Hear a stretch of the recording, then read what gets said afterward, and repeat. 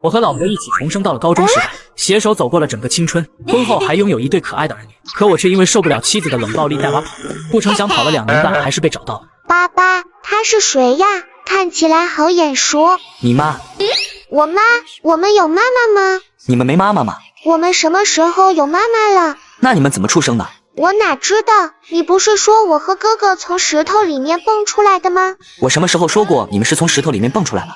就以前你跟我们讲睡前故事的时候啊。笨蛋圆圆，那是骗小孩的。那现在怎么办？圆圆不知道哦。我可不管大人的事。那把它扔出去怎么样？爸爸，你下手轻点，毕竟阿姨这么漂亮。于是，从进来到现在还没来得及说一句话的苏浅浅，就一脸懵逼的被扔出了门外。好啊，你周浩，我辛辛苦苦找了你们父女2年，你就这样对我，信不信我把门给砸了？这时，一直跟随着苏浅浅的保镖默默地递上了一个锤子。苏总，给你个锤子，好砸一点，别用手。我用你个锤子，等会把我团团圆圆吓坏怎么办？周浩，我数到3，你要是不开门，别怪我收拾你。苏总，公司电话。听到是公司的电话，苏浅浅强忍着火气接了过来。喂，我是苏浅浅，什么事？苏总，是这样的，公司这边出了点事。行，我知道了，我马上就回公司，大概3个小时就能到。在我回到公司的之前，什么人也不能轻举妄动，无论是谁也不能擅自做决定，知道了吗？好的，苏总，我知道了。我要回公司了，这段时间内我抽不开身，短时间内我见不到女儿了，你让我再看一眼女儿。沉默了几分钟，周浩还是把房门打开了。苏浅浅看向周浩那张魂牵梦萦的脸，正抱着熟睡的女儿，还有一个则是挂在了他脖子上，喝着那杯还没喝完的奶茶。圆圆刚刚睡着。对不起，是我太大声了，我不知道他这么快就睡着了。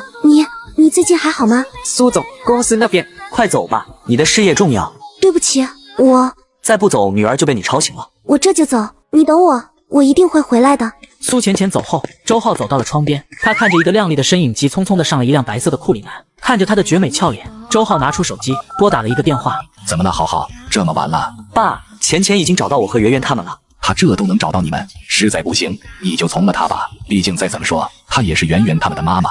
你要是再开这样的玩笑，那我就不用你们帮了，我自己来解决。哎，别，开玩笑的。现在你打算怎么做？打算带着孩子回南阳躲躲，他肯定想不到我回去了。爸，我现在还能活多久？你根据你最近的体检报告，还能活15年的时间，那也足够我看到圆圆他们长大了。周向眼底闪过愁意，思绪回到2年前，周浩确诊心脏病的那天，整个周家笼罩在一场阴霾当中。苏浅浅正在事业上升期，为了不让她担心，周浩决定独自抚养孩子。对了，过2天就是那2个小家伙生日了吧？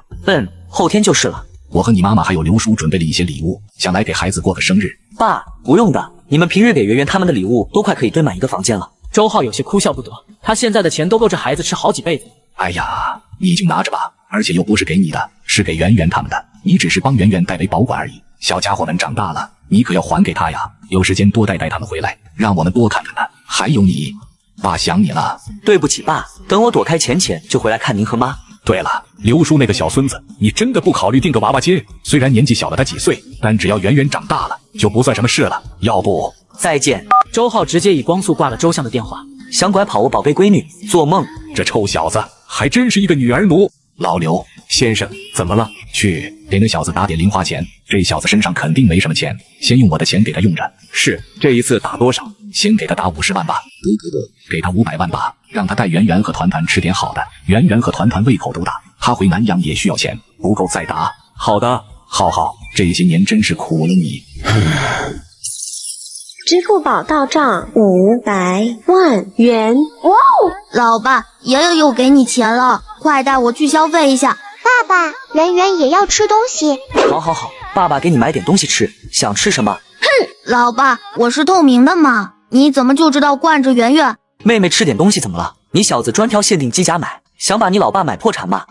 我想吃炸鸡，1整个的炸鸡，再来2份薯条，2份可乐。好，圆圆可乐就不喝了，换牛奶好不好？吃完可要刷牙洗脸哦。好。重女轻男的老登。几分钟后，圆圆肉乎乎的小手一把扯下一只鸡腿，递给周浩。爸爸吃。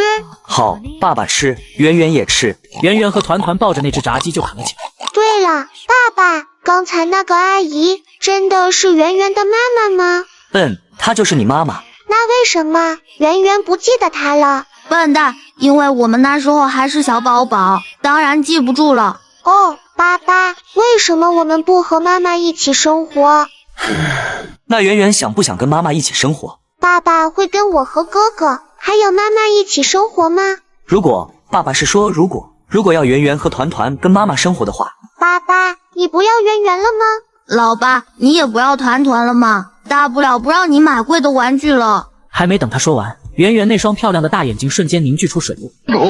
圆圆，你别哭了，爸爸不说了，爸爸不说了好不好？爸爸，不能不要圆圆，圆圆不要离开爸爸。我也不要离开老爸，虽然你抠门不给我买机甲。爸爸不会不要你们的，爸爸只是说如果也不要。好。可周浩却不止一次的看到两个小家伙对别的小朋友有妈妈接送时的羡慕。今天苏浅浅突然的找到他们，再加上自己可能也就活个10多年，即使怕苏浅浅会难过，但还是让周浩有了让孩子回到他妈妈那里生活的念头。团团圆圆，明天回去见爷爷奶奶好不好？圆圆也好久没见爷爷奶奶了，还有伯伯，他们上次可是答应要带圆圆玩娃娃呢。爷爷还说给我当马骑呢。臭小子，你爷爷那身板，别给他玩嗝屁了。那咱们明天就回去。接上集，周浩抱着还在睡觉的圆圆和打着哈欠的团团离开了酒店。在他走的时候，监视他们的保镖立马就给苏浅浅打去了电话。喂，苏总，他们离开了，跟着他们看看他们要去哪。是，苏总。苏浅浅半躺在沙发上，脑海里满是自己女儿儿子那乖巧可爱的模样。她怎么也没想到，只是因为自己加班了1个月，周浩竟然带着孩子跑了2年。不好了，苏总，我又跟丢了。什么？苏浅浅已经数不清自己多少次跟丢周浩了。是不是这家伙背后有人一直在帮他隐瞒踪迹，让我一直锁定不了他？难道是爸妈？不可能，妈担心浩哥都病了，他们不至于骗我，早知道就不回来了，我自己在那蹲着他了。你是在哪跟丢他的？在一个隧道口，不过我看他那个方向应该是去高铁站。我知道了，既然坐高铁，那就证明不会跑得太远，女儿可扛不住那么久的高铁。看了好一会儿，苏浅浅忽然惊奇发现，这条路线上是南阳。南阳是他们当初相遇相爱的地方，他去过很多次他们曾住过的小房间，就是想看看周浩会不会回来。可惜整整2年，周浩都没有回来过一次。他这一次会回到这里吗？还是会回那个家？苏浅浅看着最有可能的2条路线陷入了沉思，最后还是决定去碰碰运气。一个雄浑的声音忽然响起：浅浅，你这急匆匆的是要去哪啊？一个穿着运动装、表情严肃的中年男人缓缓走过来。爸，你这段时间在忙什么？一直都不在家，也不在公司。你妈昨天去公司找你都不见你。爸，你别管了，我有自己的事要忙。顾佑回来了，你不打算去见他一面吗？你妈昨天去找你，就是想问你还想不想和顾佑在一起了。如果想，他可以撮合一下你们，他不介意你结过婚，还是很在乎你的。这么多年了，你还走不出来吗？何必因为一个没有担当的男人浪费自己的青春？这跟我走不走出来没关系，这些年顾佑是帮过我，至于在一起，算了吧。说完，苏浅浅就急匆匆的走了。看着苏浅浅的背影，苏父缓缓呼出一口气：浅浅啊，你又何必为难自己呢？老冯，老爷，什么事？去查一下浅浅这段时间究竟在干嘛，还有继续找周浩那个混小子，找到立即给我带回来。苏父不知道2年前发生了什么，只知道周浩带着孩子跑路，留下苏浅浅一个人伤心流泪。他现在恨不得将周浩杀了。另一边，周浩刚回到老家的小镇上，就忽然听到这边身边的圆圆兴奋地大喊了起来：爸爸，你看，是李伯伯。周浩顺着圆圆指的方向一看，果然在一个水果摊面前看到了礼拜天，在他的身边还有一个女孩。老夫老妻约会呢。礼拜天转头看到周浩，忍不住错愕了一下：喂，傻了？好家伙，你终于舌头回来了啊！轻点，玲玲好久不见呀。浩哥，好久不见了，你去哪儿了？浅浅。好了，先不说这个了，走，你好不容易回来一趟，我必须给你好好安排一下，给你接风洗尘。那我可不客气了，今天非得好好宰你一顿。好说，别的不敢说，酒管够，饭管饱。李伯伯。听到传来软糯好听的声音，礼拜天这才反应过来，看到了周浩身边的2个小团子。哎呀，圆圆团团也回来了，给伯伯抱抱。礼拜天伸手捏了捏圆圆那肉乎乎的小脸。圆圆有没有想李伯伯啊？想，我也有想。好，伯伯也很想你们呢。他们刚才可是一眼就把你认出来了，我都还没注意到你在这边。是吗？圆圆和团团这么厉害呀？礼拜天有些惊讶，他和圆圆他们也是1年前周浩回来才见了一面，没想到隔了这么久，居然能一下子就认出自己。圆圆一直记得李伯伯的模样。圆圆真棒，来给伯伯亲一下。不要，李伯伯有烟味。不好意思，伯伯刚刚抽烟了，那团团给伯伯香一个。我们都是大男人，别整这么恶心的。浩哥，你这儿子是不是太早熟了？这叫跟我一样聪明。来，圆圆，姨这里没烟味，来这里。他从礼拜天那里抱过圆圆，直接就在他又滑又嫩、玉弹绵软的小脸狠狠亲了一下。圆圆，你身上还带着一股奶香，好好闻哎。相对比圆圆有些腼腆，团团就是个天生社牛，很快就和冲玲玲玩到一块去了。这次打算回来多久？挺长一段时间吧。我打算让圆圆他们在这里读1个学期的幼儿园，要是好的话，就在这里读1年。那挺好，正好让我家那小子罩着他。可别提了，我爸天天想把我乖闺女拐给你那小子。我就稀罕圆圆那可爱劲。浩哥你放心，嫁过来一定把她当亲闺女。真是个女儿奴。浩哥晚上大家聚聚，叫上送快递他们。好。几分钟后，周浩看着眼前的房子，心里顿时百感交集。这么久没回来了，也不知道爸妈怎么样。周浩走到大门前，门没关，厨房一阵饭菜香味飘了出来。与此同时，一声暴躁的声音忽然响起：“老刘，你死哪去？让你拿个盘子磨磨蹭蹭那么久。”来了来了！刘叔拿着盘子急匆匆地跑了出来。就在他进厨房的时候，眼角的余光忽然就看到正走进来的周浩，还有2个一模一样的小盘子。拿个盘子都磨磨蹭蹭，你站在这里看你二大爷呢？刘婶骂骂咧咧地从厨房里面走了出来，拿过他手上的盘子，顺手砸在了他脑瓜子上。当他看到周浩和圆圆他们的时候，整个人也是呆住了。刘叔、刘婶，好久不见！阿浩，你终于回来了。老爷夫人，少爷他回来了。谁回来了？周相和李菲菲走出来也是愣住，看着自己爸妈头上渐渐多出了的白发，周浩的鼻子微微一酸。爸妈，我回来了。哎呀，我的圆圆团团回来了，快给爷爷抱抱，爷爷想死你们了。你一身烟味还想抱我孙女，滚开！周爸只得抱起团团，李菲菲抱着圆圆乐得合不拢嘴。好家伙，原来是冲着孩子来的，没人在乎我了吗？有啊，少爷我想死你了，来抱一个。圆圆还记得奶奶不？记得。那团团还记得我是谁吗？记得，是妻管严爷爷。爷爷，我也记得你。哎呦，我的乖孙女哟，真乖。来，爷爷给你们点零花钱，去买点好吃的。周相就抽了5张100元大钞递给团团，李菲菲则像是跟他傲上了一样，也拿出10张大钞递给圆圆。圆圆，奶奶也给你一点零花钱，你和哥哥也买一点好吃的。爸妈，你们这是干嘛？圆圆他们还小，不用。什么不用？孩子好不容易回来一趟，我给他点钱让他买点好吃的，怎么了？倒是你2年了，也不知道多带我孩子回来多看看我们，咋地？想等我们入土了再带回来给我们上坟啊？你爸说的对，你不知道我们有多担心你吗？你妈都想你想病了，还有钱。接上集，周浩带着孩子回到周家，我和钱已经过去了，爸你就不要提了。回来就好，爷爷带你们买好吃的去，好不好啊？好。好耶！看着走出去的一老2少，周浩也只能无奈的笑笑。累了吧？李菲菲用手轻轻抚摸着儿子的脸庞，看着那张比5年前要成熟的脸庞，心里很不是滋味。妈，没事的，我不累的。倒是您这几年是不是又操心操多了？您看看您，头发又白了好几根了。哎，妈，这是年纪大了而已。你爸他这几年也一直在找合适的器官，一定可以治好你的病。妈，不用再费心了，我的血型希望渺茫。唉，不提这个，这次待多久？妈，这一次我可能要回来挺长一段时间的，打算让圆圆团团回来上1期幼儿园，顺便陪陪您们。那就好，那就好。老刘，去多买几个浩浩爱吃的菜。知道了。周浩也打算好好看看这个许久没回来的家，一回头就看到鼻青脸肿的周相拉着圆圆走回来，圆圆团团的小手上各抓着一个大榴莲，那小嘴吧唧吧唧，吃的可香了。爸，你这是干啥了？我这是买给圆圆和团团吃的。话音刚落，隔壁果林传来骂声：哪个王八蛋偷老娘的榴莲，生儿子没屁眼的！阿这，我去帮你刘叔做饭去。看着一把年纪了还孩子气的人，周浩有些无奈的笑笑。不过这种久违感觉还挺好。夜晚，周浩准备出门聚会。圆圆，你们跟爷爷奶奶在家玩好不好？一听到这话，圆圆立马就从卫生间冲了出来，一把就抱住了周浩就要迈出大门的大腿。不要，圆圆要跟爸爸。团团也跑了出来，我也要跟着爸爸。甚至为了防止周浩逃跑，圆圆和团团还像只树袋熊一样，一人抱着一条腿，动作简直熟练的不能再熟练了。可是爸爸要跟你伯伯叔叔他们出去很久呢，没那么快回来的，而你们最多9点就要睡觉了，去不了的。没事呀，困了我就抱着爸爸睡，爸爸你玩你的，不用管圆圆。我也是，反正爸爸去哪圆圆就跟哪，爸爸不准又把圆圆一个人扔在家。别想自己出去潇洒，我知道你有500万。好，你就带他们去吧，都是自己同学没事的。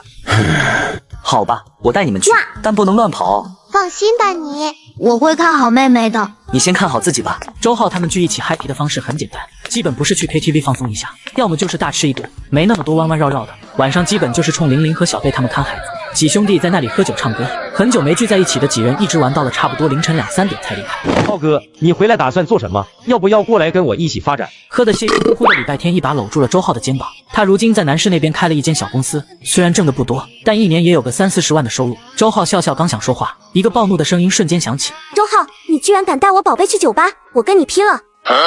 周浩抬头一看，就看到在马路旁一辆法拉利停在路边，穿着一身黑色长裙的苏浅浅正阴沉着脸看着他，那模样像是恨不得吃了他一样，就连礼拜天的酒都醒了几分，目瞪口呆地看着他们。浩哥不是在躲浅浅吗？这几年见面从来没提起过浅浅，而且谁提就跟谁甩脸子。为啥他们都有这么轰轰烈烈的恋爱，结婚后还能这么偶像剧？我咋还是单身狗呀？苍天啊！等会浩哥和浅浅打起来，我就把团团圆圆拐回家。嘿嘿，这啥情况？修罗场吗？为啥大家都不说话？发生了啥？气氛一度尴尬。周浩看了一眼身后的大门，他就明白这是为什么。那间酒吧和 KTV 共用一个大门，他绝对是以为我带圆圆他们蹦迪去了。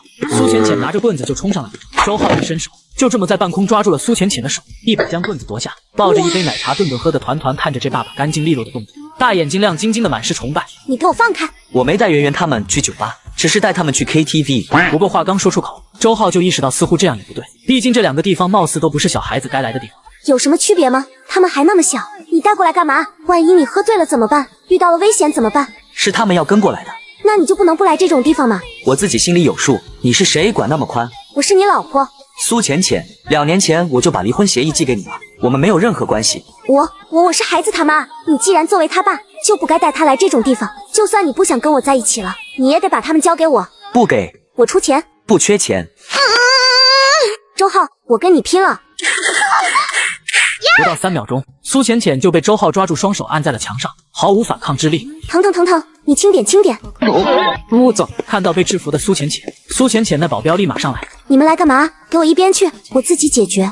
这不救吧？眼睁睁看着老板被打，万一打残了谁给我工资啊？救吧！他又说这样的话。这什么这？给我一边玩去，不然明天就给我结工资走人。好嘞，这就滚！你把我放开！我不。你放不放？我就不。今上集，苏浅浅抓到周浩带娃去酒吧，两人发生冲突。我说你俩是不是把我们当成你们福利中的一环了？有啥事回家聊去呗。就是在这虐我们这些单身狗有意思吗？不好意思，我不是单身狗。俺也一样。不好意思，我上个月刚脱单。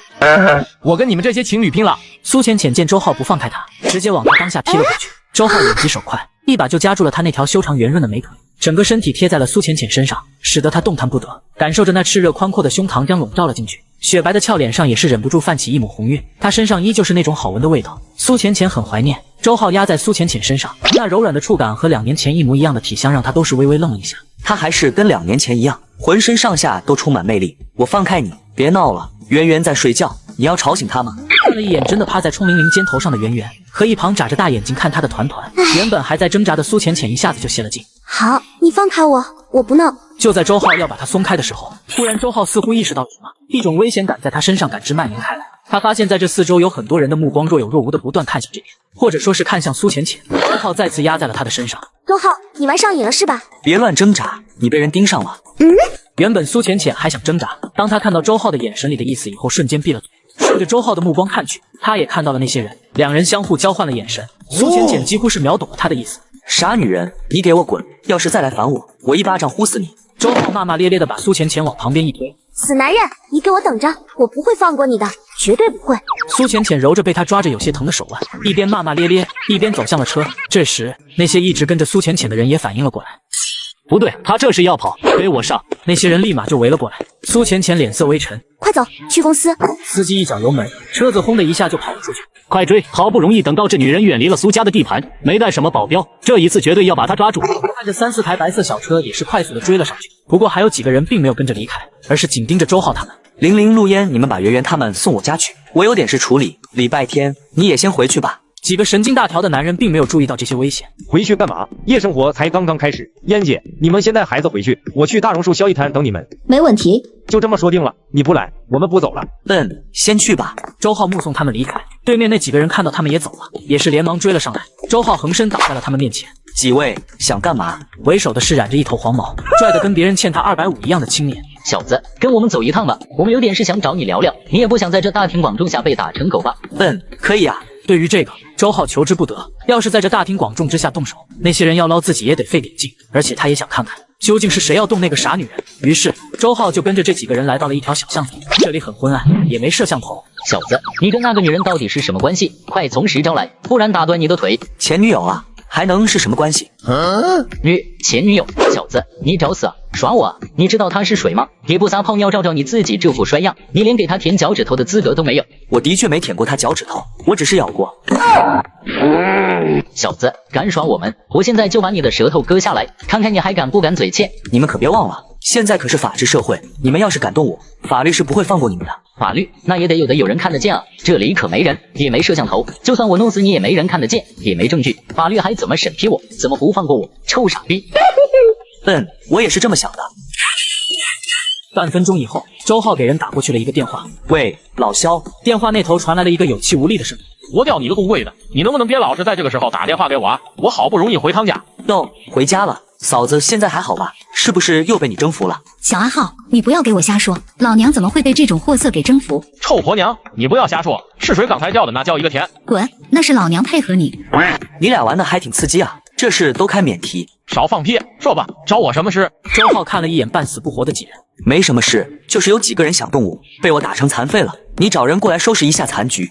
这几个人以后都别出现在南阳了。你回南阳了？回来了。行，这事交给我，我让人去处理，你放心好了。收起手机，周浩走到那个半死不活的小黄毛面前。都说了，我只是她前男友，你还不信？以后别看那么多歪嘴龙王，你看嘴都被打歪了吧？做完这一切的周浩就从巷子的另一头走了出来。这几个小黄毛只是小卡拉米，啥事都不知道，一问三不知的。喂，老肖，你那边完事？什么老肖？一个动听但却十分冷漠的声音响起。你怎么有我电话？他早就换了新号码，这个号码除了一些熟人，从来就没泄露给谁。你管我？你没事吧？怎么，你关心我？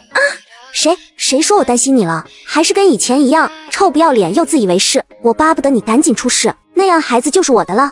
你想要孩子很简单，再生一个不就行了？你又不是不能再生。再说了，不让孩子打扰你的生活，不是更好吗？单亲妈妈带2个孩子，可比没有孩子的女人更难嫁。再说了，以你总裁的身份，还有你的样貌，相信追你的人都能排到铁塔去了。男人因受不了妻子冷暴力带娃跑路，不成想逃跑2年半，还是被找到了。妻子却想去负留子。我们可以离婚，只要你把孩子给我。你不是不在意圆圆他们吗？还要他们干嘛？我什么时候不在意圆圆他们了？是我当时工作忙，确实没多关注你和孩子，那是我的错。我也很感激你一直默默支持我创业，还为了照顾宝宝丢下自己的事业。即使我们之间有再多的纠葛，也不应该剥夺我和宝宝的相处权利啊！那是我怀胎10月，辛辛苦苦生下来的孩子，他们身上有一半血是我的。你就算再讨厌我，可又关孩子什么事？苏浅浅缓了一口气，抚平了一下激动的情绪。后来我在意你们的时候，哪知道你真的带着孩子一跑了之了。这几年我一直没有你们的踪迹，但也没有放弃找你们。孩子从来都没有做错什么，是我这个妈做错了。至于再生一个，算了吧，我不会再爱上别人了。周浩能听得出来，说这些话是他的肺腑之言。既然他这么爱孩子，那为什么当初还要派人追杀我和宝宝？喂，你听到我说的没有？快把孩子还给我！你可以开任何条件，我知道你家不缺钱，但我现在拥有的比你家更多，金钱和权利都可以给你，我只要我的孩子。没必要，如果要是孩子愿意跟你走，我不会拦着他。但你要是敢用手段强行带孩子走，或者是因为你的手段伤害到孩子，苏浅浅，我不会让你再见孩子一眼。电话那头，苏浅浅愣愣地听着电话被挂断的忙音，久久都没回过神来，脑海里满是周浩刚才的话。该死，居然敢威胁我！看见以前对他唯唯诺诺，对他的话视为圣旨的周浩，如今不仅敢顶撞他，还敢反向威胁他。苏浅浅一巴掌拍在了桌子上。他居然把我当做了那种人，是我为了目的可以不择手段，但那都是针对商业或者工作的。对于自己的亲人，我苏浅浅从来没有那么无耻过。他为什么会这样说？气头上的苏浅浅瞬间冷静了下来。以他对周浩的了解，他绝对不会突然说这些话的。越想越不对劲，苏浅浅拨通了一个电话号码。喂，给我找到周浩的位置，立刻，马上。可是苏总，您现在的处境很危险，最好是立马回来，不然我怕。怕什么怕？你只管给我找到他的位置就行。对了，找到以后跟以前一样，立马抹除他的信息，绝对不能让别人知道他在这里，知道吗？好的，苏总。小商贸承接一棵大榕树下，这里是南阳最大的夜宵摊聚集地之一。每到深夜的时候，这里的烟火味和各种混合香味就会飘去很远，说是香飘10里也不为过。这里也是很多年轻人放松的地方。渊源，你们不是回去睡觉了吗？刚刚赶过来的周浩一脸错愕地看着正坐在椅子上啃着个鸭爪，弄得嘴角油乎乎的圆圆，团团则是抱着一个烤排骨啃。爸爸，看到周浩来了，圆圆拿着那个还没啃完的鸭爪，从椅子上蹦了下来，直接扑向了他的怀抱。圆圆刚刚醒了过来，说是肚子饿了，于是我就带他们一起过来了。我能证明是妹妹嘴馋，不是我饿了。你也差不到哪去，两个小吃货。周浩抱着圆圆坐了下来，陆烟和礼拜天相互交换了一个眼神。浩哥，刚刚浅浅说你们离婚了，啥意思？是啊，2年前你走了后，浅浅满世界的找你，后来突然有一天他去了 B 市，和我们再也没有联系。之前你们那么恩爱，现在怎么跟仇敌一样？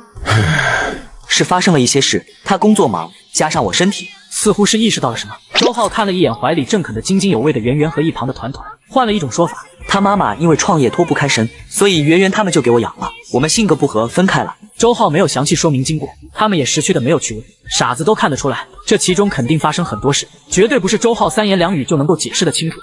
浩哥，我们刚才可都看见，浅浅可是开着法拉利来的，要是我看的没错的话，就他那辆车可是价值好几百万呢。他看起来就对你余情未了，你算是发了。去，咱们浩哥自己就是个好母好吗？那浅浅这一次回来，是打算把你们接回去吗？不是，他只是来想接圆圆走的。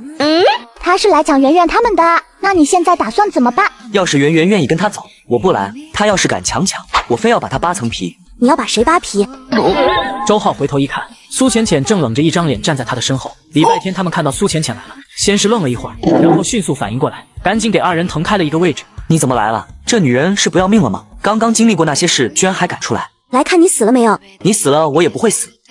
苏浅浅坐了下来，看着坐在周浩啃着鸭爪，用着好奇的目光打量自己的圆圆。苏浅浅也是瞬间褪去脸上的冰霜，目光温柔地看向圆圆和团团，想伸手去摸摸圆圆的小脸蛋，但圆圆下意识地躲进周浩怀里，团团则眼疾手快，一个转身就投入了陆烟的怀抱，不给苏浅浅机会，美眸中闪过一抹后悔和惭愧。跟我回去。回哪去？ A 市，我养你们，1套房，1辆车，每个月给你1000万作为生活费。这话一出，礼拜天几人的眼睛顿时瞪大了起来。我去，要不要这么直接？先不说前面的房啊车啊，就单单那1000万就很让人动心了。要知道这1000万在南阳这小地方可以花天酒地的过一辈子，就是浩哥家也一下拿不出这么多啊！天哪，我也想让富婆包养。答应啊，浩哥愣着干啥呢？答应啊，跟什么过不去，也别跟钱过不去啊！爸爸赶紧吃上软饭啊，我可以买好多机甲了。几人的八卦之火熊熊燃烧起来。不需要。为了让周浩跟自己回去，苏浅浅许诺1000万巨款。不需要啊！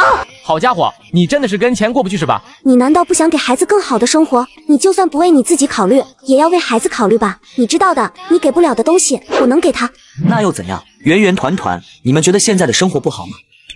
我觉得挺好的呀，只要跟爸爸在一起，那就好。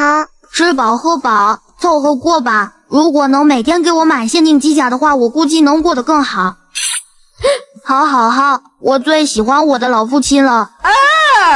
听到了吧？好了，你可以回去了。见他软硬不吃，苏浅浅微蹙着黛眉，一旁的陆烟赶紧解围。好了，浩哥，不管怎么说，浅浅也是圆圆他们的妈妈，怎么能这么感人呢？来都来了，一起吃点东西吧。咱们也好久没见了，浅浅你还好吗？听到这话，苏浅浅的脸色才好了一些。不过周浩下一句话却又让他的眉头皱了起来。人家现在可是总裁，不吃这些宵夜摊东西，不习惯吧？这样啊，那要不我们换个地方？不用，这里挺好的，有吃的就行，别听他瞎说。为了推翻周浩的话，苏浅浅自己拿起一串烧烤吃了起来。只是没想到，刚吃第一口，他就被呛到了。你个蠢女人，吃东西你也不看着点，这是泡椒牛肉，里面很辣的，你还一口都炫了，呛不死你！你不早说，谁让你嘴快？该。苏浅浅接过周浩递过来的水，一口喝完，这才好受了一点。周浩抽出一张纸，习惯性帮他擦了擦眼角冒出来的眼泪。礼拜天几人看到这一幕也是有些无语。浩哥和浅浅是不是闹着玩呢？这恩爱秀的比我和玲玲还熟练。行了，你要吃就重新点，你吃不了太辣的，这些都是辣的。周浩一招手，一个拿着菜单的大妈就过来了。小伙子，要点什么？要一把嫩牛肉，烤羊排，然后再来2份金针菇，一个烤茄子，2个肉肠，最后再来一锅海鲜粥，1盘白灼鲜油，微辣，不要重口，粥不要放香菜。好嘞。浩哥，桌子上不是有粥吗？里面有香菜，他不吃。这家伙居然还记得我的口味，还记得我不吃香菜。周浩没有理会他的目光，只是拿回他手上自己的杯子，一口气喝了半杯。刚才我喝的似乎是他喝过的茶水。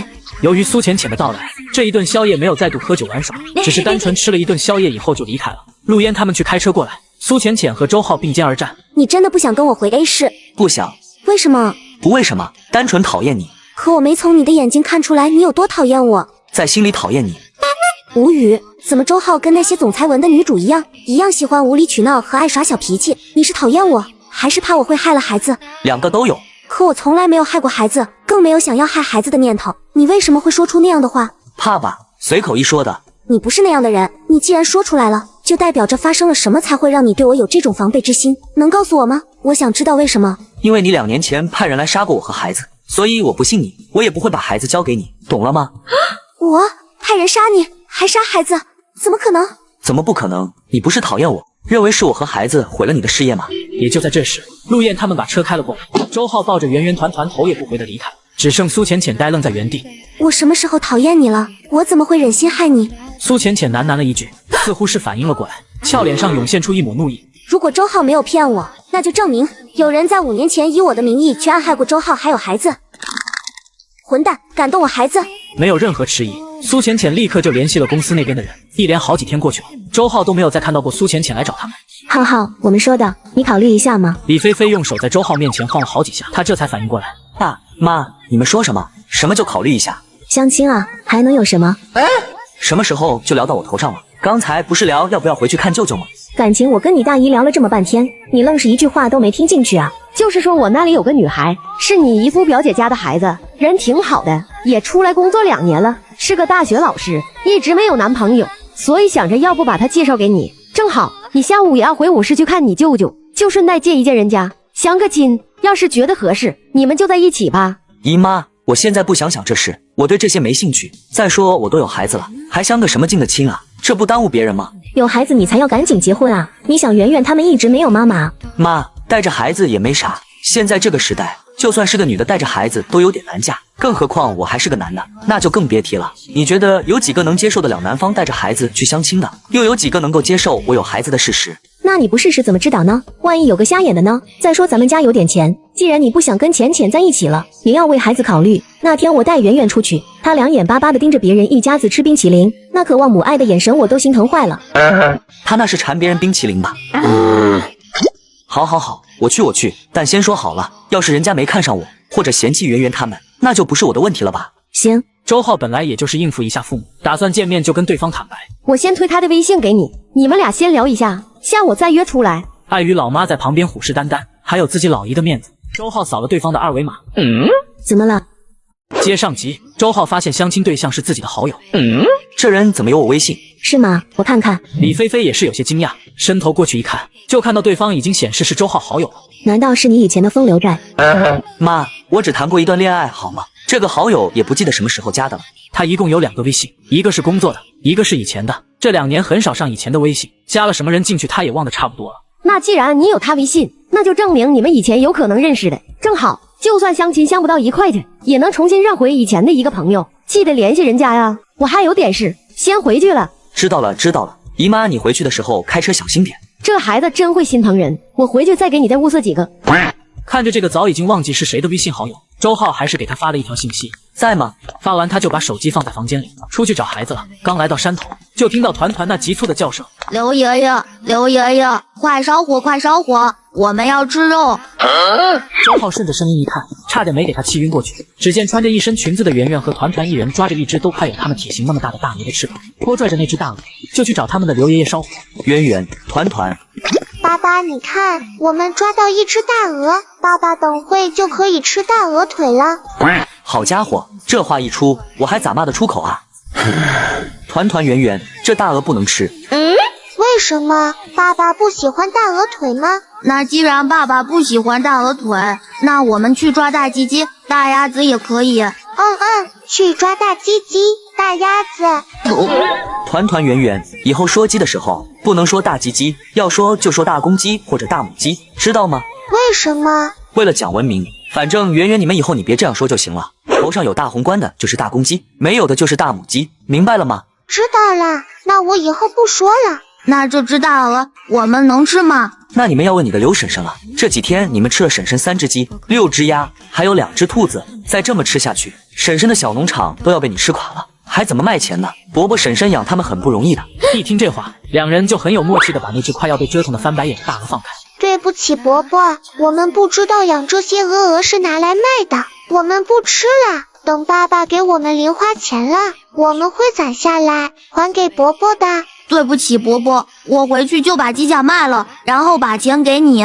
2个小家伙大眼睛泪汪汪的，仿佛下一秒就要哭出来一样。刘叔心疼的不得了，不用这样，不用这样，不就吃几只鸡鸭鹅吗？萝卜这里多的是。浩浩，你也真是的，孩子们现在正在长身体，吃就吃了，都是些不值钱的玩意。刘婶养这些也不容易，还指着卖钱吧？我做主，今天这些鸡鸭随便吃，你婶子要是敢多说一句，我抽她。再说了，也正好让他们试试我这放养的鸡鸭鹅好不好吃，对不对？团团圆圆。对啊，伯伯养的大鸭鸭还有大鸡鸡都好。笨蛋，你忘了爸爸刚才说的话了吗？哦，是大公鸡，大公鸡。大公鸡好好吃，圆圆一个人就能吃2个大鸡腿呢。那今晚我们再试试大鹅好不好吃，好不好啊？哇哦，好。哎，大鹅呢？大鹅别跑！圆圆迈着小步伐追了上去，团团则从侧翼包抄了过去。刘叔，等会我把钱转给你。这两小家伙这几天吃的太多了。你论这些干嘛？都是一家人。再说了，你们难得回来一趟，吃就吃了，大不了我再养一批就是了。不行，你要不收，我等会就跟刘婶说你要抽他。好家伙，跟你爸一样鸡贼。下午，一间普通的不能再普通的奶茶店，被赶出来相亲的周浩无奈地坐在了一个角落。周浩，怎么是你？周浩抬头一看，就看到一脸错愕的段曼青，他的身边还跟着一个女人，看上去和他差不多大。曼青，你认识的吗？以前的朋友，好久不见了。的确是好久不见了。这是我同事赵画画。你好。真没想到我的相亲对象居然是你，难怪我妈刚才一直说这次跟我相亲的人我可能认识。这2年你去哪里了？我听他们说你连公司都丢下就不见了，是怎么回事？没什么，当时有点事。唉，可惜了，当时你们公司如日中天，要是你继续做下去，一定能往 A 市发展。哪有什么可惜的，人生在世总会有那么些遗憾的，过去了就过去了。是啊，总会有遗憾的。既然你们认识，又都是来相亲的，我帮我闺蜜直接问了，有车吗？暂时没有。有房吗？我爸妈有，我只是偶尔回家住。和你爸妈住啊？没关系，我不在意，能近一点照顾老人也挺好的。姐妹，这你也能忍？那你现在是做什么工作的？工资多少？没工作。你没工作没车，有房还要和父母一起住，这条件你敢出来相亲？没事啊，要是你愿意，你可以来我爸公司，车我有，房子我也有，你觉得怎么样？听到段曼青这话，赵画画差点没当场晕厥过去。曼青，你可是个富2代，就算不讲究找个年入个几百上千万的，也不能找个倒贴的。是啊，我不仅没车没房，还有一对双胞胎呢。相亲对象竟然是自己高中的男神，段曼青傻眼了。另一边，圆圆抱着一只雪白的团子坐在门口，团团拿胡萝卜喂他。兔兔乖，兔兔乖，来，大兔子，我给你吃胡萝卜。妈妈。听到女儿叫妈妈，苏浅浅惊喜地走到2个小家伙的面前。圆圆，你刚刚叫我什么？妈妈，难道你不是我妈妈吗？可是我记得爸爸说过，你就是我。圆圆的话都没说完，就被苏浅浅一把搂在了怀里，就连带一旁刚想溜走的团团也被抱在了怀里。对不起，团团圆圆，都是妈妈的不对，要不是妈妈当初就知道工作，你们也不会跟着爸爸到处跑了。对不起，妈妈不是故意的。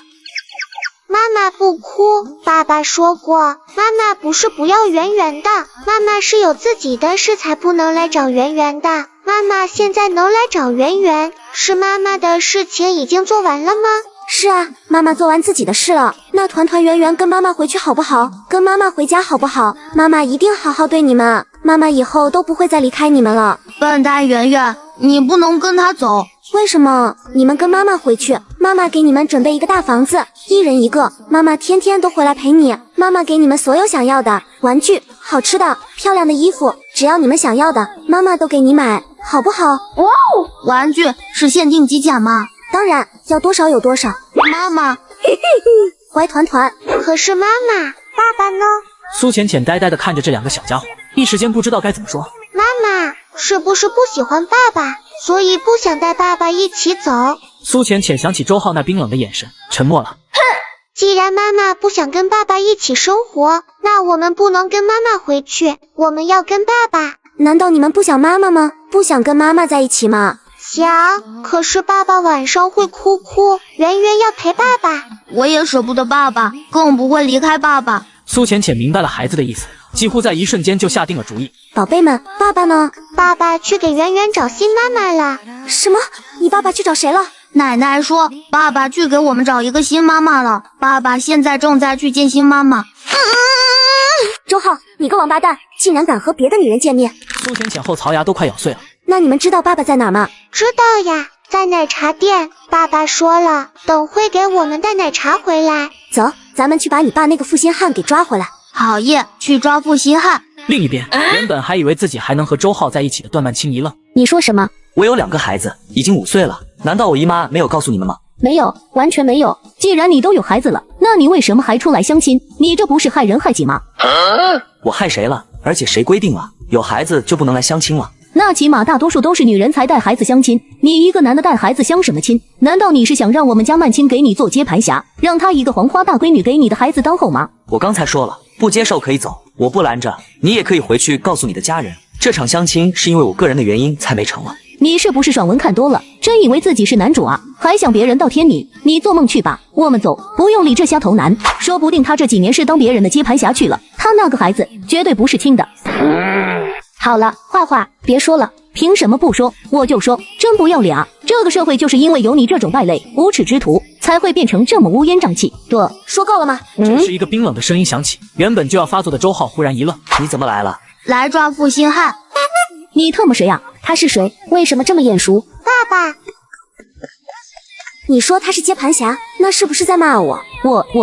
赵画画被苏浅浅的气场吓得说不出话。苏浅浅看都没看他一眼，径直都向周浩：“跟我回去，只要你愿意，一套300平米的3层半别墅，车子10辆随便你选，1个月3000万生活费。”赵画画一脸吃惊，段曼青都止不住吓了一跳，因为在南阳，3000万都够富足生活一辈子了，更别提还有什么别墅豪车了。有病吧？随口就说给人几千万，真当自己是小说里面的总裁了？还是短视频刷多了，吹牛不用缴税啊？这么漂亮都是整容出来的吧？他用的钱还是背包。一杯奶茶直接砸赵画画身上，两人也是一脸错愕的看着周浩。苏浅浅眼底闪过一抹异样，倒是圆圆和团团看着那杯洒落了一地奶茶，眼巴巴的，别提有多委屈了。爸爸，你把我奶茶丢了，我还没喝呢。团团圆圆乖，等会爸爸再给你们点一杯哈。那圆圆要大杯的。